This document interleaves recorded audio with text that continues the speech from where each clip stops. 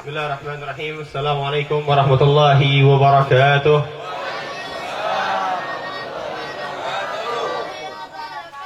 Alhamdulillah, nahmaduhu wa nasta'inuhu wa nastaghfiruh wa na'udzu billahi min shururi anfusina wa min sayyiati a'malina, man yahdihillahu fala mudilla lahu wa may yudlil fala hadiya lahu.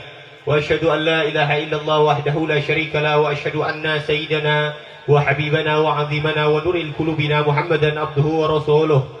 Allahumma fasalli wa sallim wa karrim wa majjid wa tahannan ala sayyidina Muhammad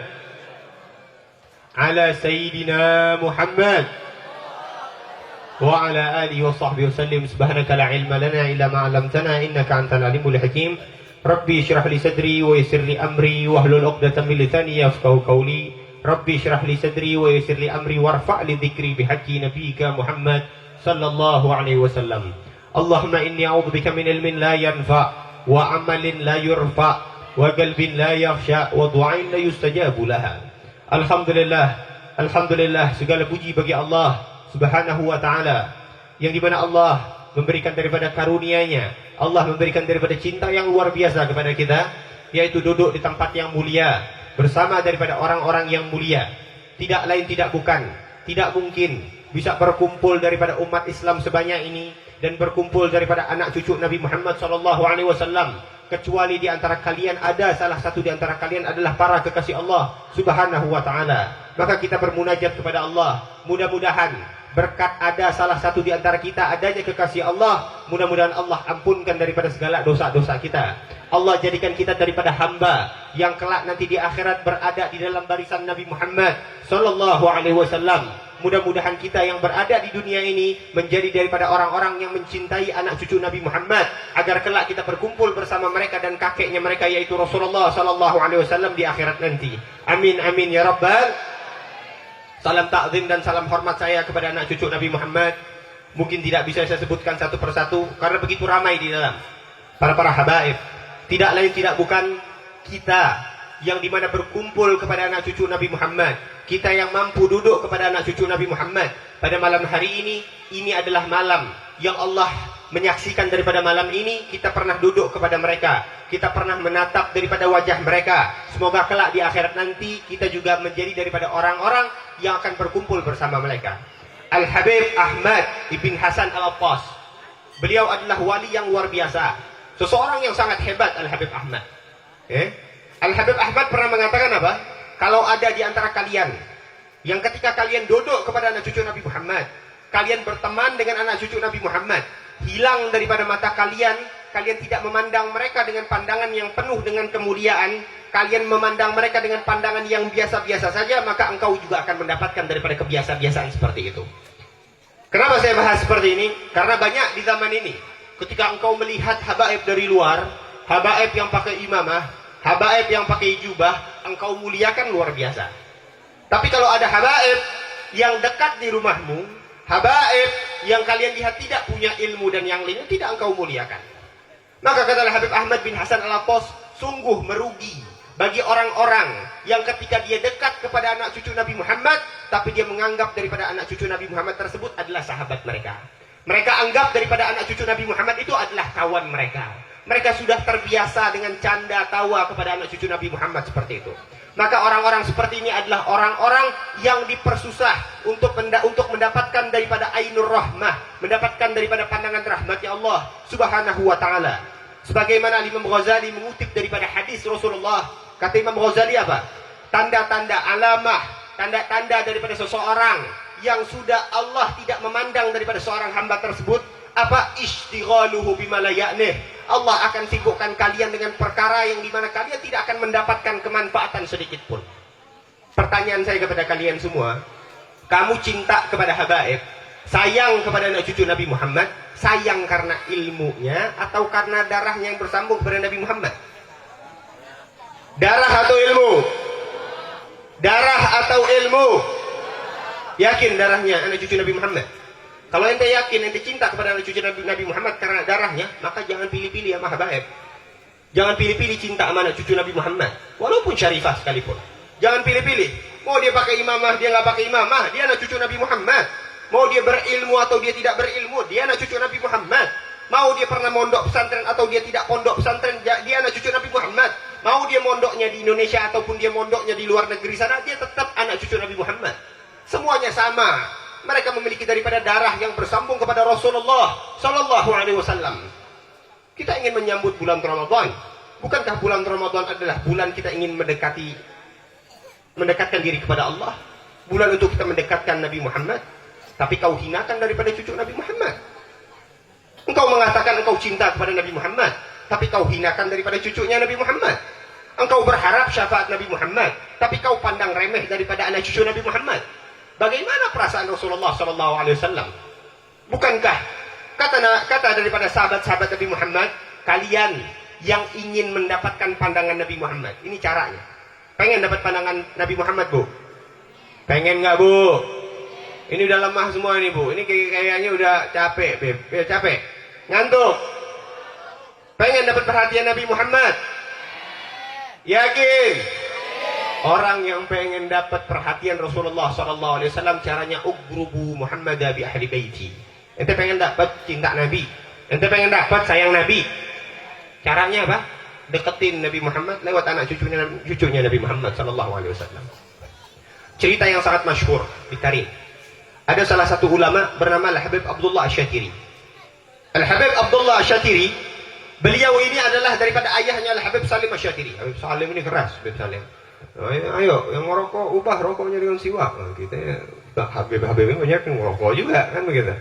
Wah, ini beliau syadid ke masalah rokok. Beliau punya abah Al-Habib Abdullah Asy-Syatiri.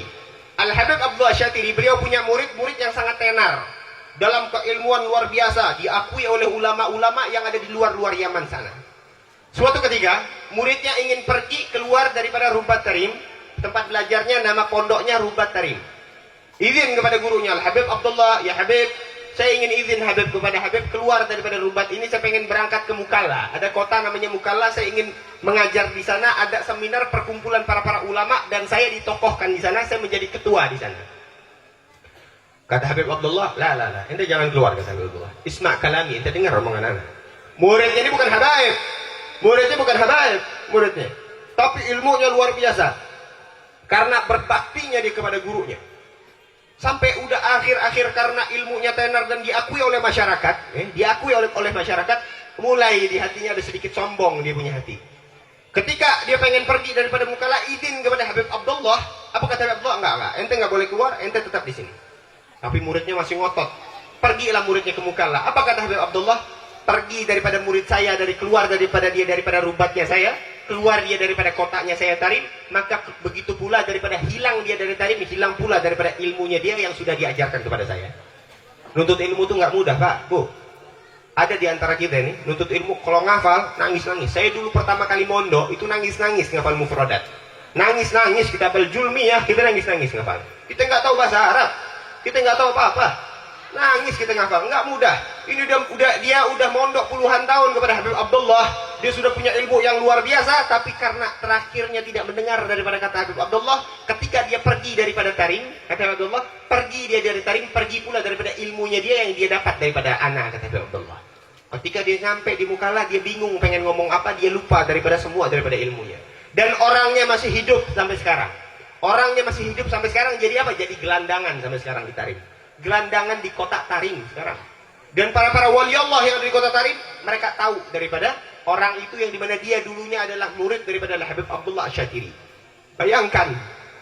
Bayangkan ilmu yang dia capek-capek dia hafalkan bisa hilang seketika karena apa? Karena seketika itu pula dia kurang ajar sama anak cucu Nabi Muhammad SAW. Dia kurang ajar sama dia punya guru. Kau punya Habib, kau punya guru. Walaupun gurumu itu bukan daripada orang yang belajar mondok di Hadramut, ataupun gurumu tidak lulus daripada pondok pesantren, tapi kalau dia guru, ya gurumu. Muliakan dia, sayangi dia. Habaib mau gimana pun mereka, pakai imamahkah dia, atau dia tidak pakai imamah sekalipun, dia tetap anak cucu Nabi Muhammad SAW. Kalau kita cinta kepada Rasulullah, cintai daripada mereka anak cucu Nabi Muhammad SAW. Dan Al-Imam Abu Hanifah, Imam Abu Hanifah siapa? Beliau punya murid Al-Imam Malik ibn Anas. Imam Malik punya murid daripada Al-Imam Syafi'i, atau nama beliau Muhammad ibn Idris. Al-Imam Abu Hanifah punya murid juga, muridnya beliau yang khidmah kepada beliau puluhan tahun, khidmah kepada beliau. Puluhan tahun khidmah kepada beliau. Tapi meninggal dalam keadaan su'ul khatimah, meninggal dalam keadaan tidak baik. Maka diomongkan Imam Abu Hanifah menjadi topik pembicaraan, menjadi daripada orang yang dibicarakan, diomong-omongkan Imam Abu Hanifah. Di mana nih Imam Abu Hanifah nih? Beliau orang alim tapi muridnya meninggal su'ul khatimah. Katanya wali, kok muridnya bisa meninggal su'ul khatimah? Apa tersenyum Imam Abu Hanifah? Dan Imam Abu Hanifah berkata, apa kata Imam Abu Hanifah? Murid saya, kata Imam Abu Hanifah, kenapa dia bisa meninggal su'ul khatimah? Dia mengkhidmah sama saya, dia bolak-balikin sendal saya, dia siapkan makan saya, dia siapkan apa yang saya butuhkan. Tapi kenapa, apa yang menyebabkan dia meninggal su'ul khatimah? Di depan saya dia puji saya, di belakang saya, kata Imam Abu Hanifah, dia menggibahi saya, dia membicarakan daripada keburukan saya, dia meragukan saya sebagai daripada gurunya. Intabih bagi kita, depan Habib, depan ulama, ya Habib, cium tangan Habib, luar biasa ente. Depan Habib, ya Habib, foto. Begitu. Foto Habib, oh, alhamdulillah hari ini ketemu sama Habib Fulan, alhamdulillah hari ini dapat mencium tangan Habib ini, ya Allah, senangnya berjumpa dengan Habib. Oh, luar biasa ente. Senang banget. Senang ketemu sama Habib, sama ulama, foto, demen. Senangnya luar biasa. Tapi diamalkan nggak apa yang dikatakan tuh Habib? Tapi diamalkan nggak apa yang dikatain tuh ulama? Semua orang rebutan untuk cium tangan Habib. Semua orang rebutan untuk foto bareng Habib. Tapi siapa yang mau rebutan untuk beramal dengan amalannya para anak cucu Nabi Muhammad? Siapa yang mau berebutan untuk mencintai anak cucu Nabi Muhammad? Bahkan ada di antara mereka yang kurang ajar kepada anak cucu Nabi Muhammad. Mereka pengen dapat cinta Nabi, tapi kurang ajar sama anak cucu Nabi Muhammad. Mereka tidak memandang daripada anak cucu Nabi Muhammad. Ini kan kurang ajar yang kayak begini. Apalagi di masa ini, ada di masa di mana kita mendapati daripada orang yang mengatakan dia cinta kepada Habib, tapi dia benci kepada Habib yang lainnya. Kau mencintai satu Habib, tapi Habib yang lain kau hinakan. Nah ini lebih kurang ajar lagi. Ente kalau cinta kepada anak cucu Nabi Muhammad, cintai semuanya. Paham bu? Paham pak? Paham dek? Nah, ini adik-adik Masya Allah nih. Cinta sama Habib Insya Allah adik-adik ya. Sayangin Habib, cintain anak cucu Nabi Muhammad, agar adik-adik dapat ngelihat daripada dipandang langsung sama Nabi. Hatinya dapat dicintai langsung sama Rasulullah SAW. Ya, sayangin Habib, persangka baik sama Habib. Jangan pilih-pilih dalam cinta kepada Habib. Jangan pilih-pilih kalau cinta sama ente punya guru. Jangan pilih-pilih. Ente muliakan guru ente, muliakan pula daripada guru orang lain. Ente terima kalau guru ente dihinakan orang. Jangan menghina guru orang lain. Faham tuh? Dipentung? Nggak kena. Ala kulli hal, ikhwani wa akhwati fillah. Sahabat-sahabat yang saya muliakan, mudah-mudahan kita menjadi daripada orang yang mencintai anak cucu Nabi Muhammad dan dicintai pula oleh keluarga Nabi Muhammad sallallahu alaihi wasallam. Karena sudah malam, sedikit saja nasihat yang ingin saya sampaikan terakhir. Mudah-mudahan this is point, ini poin pentingnya. Mudah-mudahan dapat menjadi kemanfaatan pribadi untuk saya dan antum semua. Kira-kira yang di belakang bisa, jangan ada yang ceramah-ceramah tuh di belakang tuh. Oh ini ngeliat belakang semua. Bisa ya, saya ceramah sini jangan ada yang ceramah di situ, ada yang buat majelis taklim di situ. Entah kayak banyak majelis taklim. Kalau ini kan mau ceramah di sini, gantian dulu, saya dengerin. Bisa difokuskan? Ada orang. Ini ada orang nih. Ini kita nggak nyindir, tapi ada orang. Ada orang. Ketika dia rajin sholat, dia rajin ngaji, dia senang daripada ibadah, senang hadir majelis taklim, apa kata orang-orang yang nggak pernah hadir majelis taklim? Sok suci lu. Ada begitu. Itu senang hadir majelis ilmu, hadir maulid seperti ini dan yang lain. Percuma lu hadir majelis, akhlak lu nggak bener. Ya elah. Percuma lu hadir majelis, tapi masih demen sama yang namanya maksiat. Ada yang begitu? Ada nggak? Katain sama orang-orang yang begitu tuh. Katain sama orang-orang begitu. Majlis ini bukan tempat orang benar. Majlis ini tempat orang yang pengen jadi orang benar. Itu majlis. Majlis itu bukan tempat orang yang sudah baik, tapi majlis adalah tempat orang yang ingin menjadi lebih baik. Itu majlis. Dicatat poinnya. Jadi di zaman Bani Israel, ada raja. Ada raja yang luar biasa, raja ini. Yang di mana raja ini cinta sama ulama luar biasa.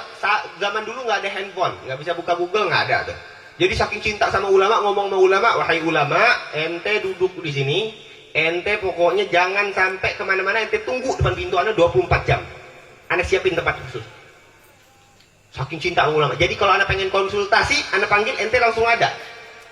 Ini ulama udah greget aja sama ini raja ini. Raja ini benar cintanya, tapi caranya salah. Masa ulama ente hinakan seperti itu? Ulama ente suruh tunggu.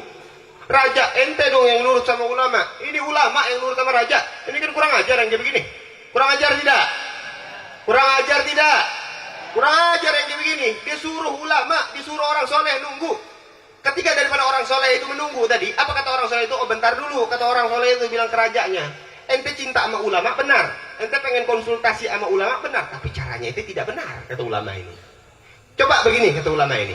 Kalau saya berzina dengan kamu punya budak, kira-kira kamu marah nggak? Langsung katanya, ya khimar katanya, wahai keledai katanya. Keledai ini adalah kalau di dalam Al-Quran, hewan yang paling buruk itu keledai. Hewan paling buruk dalam Al-Quran. Yang paling hina itu keledai. Ya khimar, wahai, rajanya pengen ngomong, wahai keledai katanya. Wahai hewan yang paling buruk, engkau ini dasar penzina, dasar pendosa, dicaci maki dan yang lain, dicaci maki terus ulama ini. Tersenyum ulama ini menjawab apa? Lihat, kata ulama ini. Gimana saya pengen nunggu di depan daripada pintunya engkau, kata ulama ini. Sedangkan baru masalah ini engkau sudah begini. Kamu tahu, saya punya daripada Tuhan, saya punya daripada Rabb, saya punya daripada Allah yang saya sembah, kata beliau. Ketika malam hari saya bermaksiat dengan 70 kemaksiatan, ketika saya bertaubat diampunkan seluruh daripada dosa saya. Apa? Innallaha yuhibbut tawwabin. Taubatnya kita menghadirkan daripada cintanya Allah untuk kita. Ataupun di dalam daripada ayat yang lain, apa kata Allah? Untuk daripada hamba-hambanya yang senantiasa bermaksiat kepada Allah. Apa kata Allah? Qul ya ibadi. Katakan kepada hambaku. Lihat. Kata Allah, katakan kepada hambaku, kata Allah. Apakah katakan kepada manusia-manusia? Katakan kepada para pendosa. Apakah begitu kata Allah? Lah. Allah bilang, Qul ya ibadi. Katakan kepada hamba-hambaku. Alladzina asrafu ala anfusihim. Yang dimana mereka adalah orang-orang yang sudah melampaui batas. Orang-orang yang senantiasa untuk bermaksiat kepada Allah. Orang-orang yang senantiasa untuk melakukan daripada hal-hal yang Allah haramkan. Apa kata Allah? Katakan kepada hambaku yang dimana mereka suka bermaksiat. La taqnatu min rahmatillah. Katakan kepada mereka, jangan pernah berputus asa akan rahmatnya aku, kata Allah. Jangan pernah berputus asa akan rahmatnya Allah. Innallaha yaghfiru dzunub jami'an, kata Allah. Seberapa besar pun dosanya engkau, seberapa tinggi, seberapa banyak daripada dosanya engkau, Allah yang maha besar. Allah yang maha agung. Allah bisa hapuskan daripada seluruh dosa yang kau lakukan. Innahu ghafurur rahim. Orang-orang yang pengen bertaubat sama Allah, lihat, kata ulama ini, kalau kita punya maksiat sebanyak apapun, kita dapat dua hal. Dapat ampunan Allah dan dapat kasih sayang, dapat cintanya Allah. Cintanya Allah hadir buat kita. Terus kata ulama ini, dan ente, ana baru cerita kalau andaikan, misalkan saya berzina dengan daripada ente punya budak, gimana? Anda belum ngakuin, kata ulama ini. Ente sudah marah-marah sama saya. Kamu sudah caci maki saya. Bagaimana saya ingin menunggu daripada di depan pintumu, sedangkan perbuatan keji tadi belum saya lakukan, kau sudah marah-marah sama saya, dan kau lupakan daripada kebaikan-kebaikan saya. Tapi saya punya Tuhan Allah yang selalu daripada beliau mengampunkan daripada dosa-dosa yang saya lakukan, walaupun berapa banyak maksiat yang saya lakukan, dengan satu taubat dia hapuskan daripada seluruh dosa saya. Maka saya lebih memilih daripada duduk menunggu dari menggedor dari pintunya Allah, ketimbang saya menunggu daripada depan daripada pintunya kamu. Maka ikhwani wa akhwati fillah, sahabat-sahabat yang saya muliakan, jadikan daripada majlis ilmu ini adalah majlis tempat kalian untuk meminta ampun kepada Allah.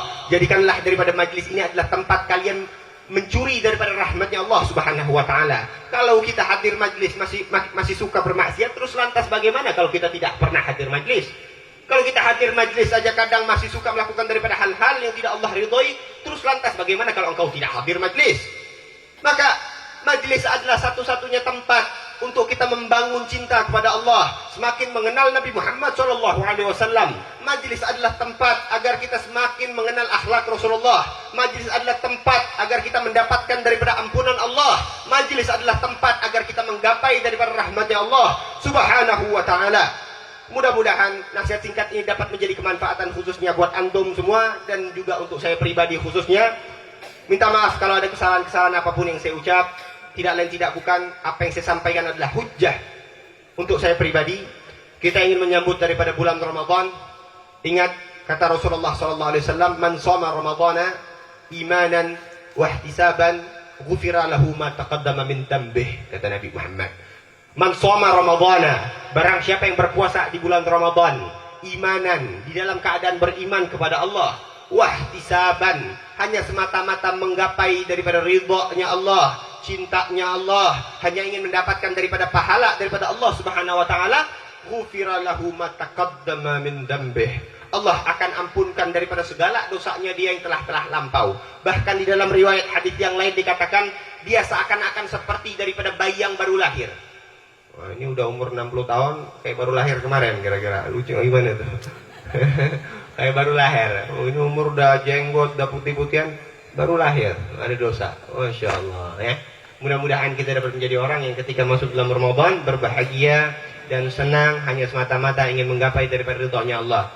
Ingat poin yang penting, cintai anak cucu Nabi Muhammad, sayangi anak cucu Nabi Muhammad, muliakan anak cucu Nabi Muhammad, agar kita juga mendapatkan daripada kemuliaan Rasulullah sallallahu alaihi wasallam. Sekian daripada saya, walafu minkum, assalamualaikum warahmatullahi wabarakatuh. Alhamdulillahirabbil alamin. Rangkaian acara pada malam hari ini yaitu Isra wal Mi'raj sekaligus tawakufan atau penutupan sementara pengajian Majelis Darul Hidayah dan Majelis Al-Baghdadiyah telah usai. Mudah-mudahan acara ini menjadi acara yang bisa menyenangkan Nabi Muhammad sallallahu alaihi wa alihi wasallam.